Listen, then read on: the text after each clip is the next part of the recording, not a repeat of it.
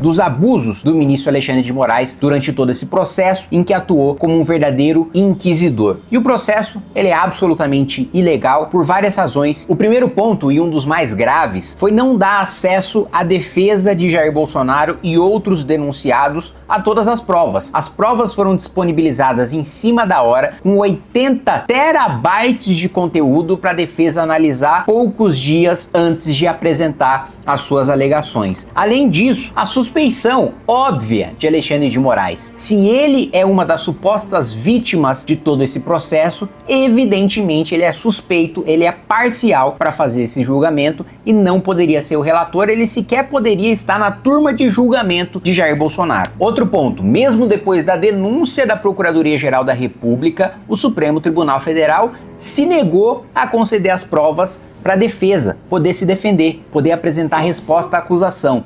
As provas produzidas só puderam ser acessadas pela defesa depois que a denúncia já tinha sido acolhida. E o argumento utilizado pelo ministro Alexandre de Moraes para primeiro não dar acesso a essas provas e depois deixar que elas fossem acessadas apenas em cima da hora é absurdo. Ele diz o seguinte: a maior parte desse material não foi utilizado pela Procuradoria-Geral da República na denúncia. Agora, não é o judiciário que define qual prova é importante ou não para a defesa utilizar. Não é a Procuradoria-Geral da República que determina aquilo que deve ser utilizado como prova para a defesa. A PGR decide quais são as provas importantes para a denúncia. O Judiciário decide quais são as provas importantes para fazer a recepção dessa denúncia. Mas ele não define quais provas devem ou não devem, são convenientes ou inconvenientes para a defesa. Quem determina isso é a defesa. Ou seja, foi um atropelo processual gigantesco, mas mais uma vez, eu não tenho a menor dúvida, e eu quero deixar muito claro aqui para vocês, porque eu sempre sou muito transparente nos meus posicionamentos, ainda que isso me leve a perder votos, ainda que isso me leve a ter rejeição eleitoral, mas eu não tenho a menor dúvida de que Jair Bolsonaro sim planejou um golpe de Estado. E ele não precisa executar o golpe de Estado para ser crime, porque a tentativa de golpe de Estado é um dos poucos crimes em que os próprios atos preparatórios já configuram um crime em si, ainda que ele não seja executado. O fato de você imprimir, uma minuta de golpe de estado de defesa na impressora do Palácio do Planalto e depois submeter essa minuta aos 3 comandantes das Forças Armadas perguntando se eles apoiariam esse golpe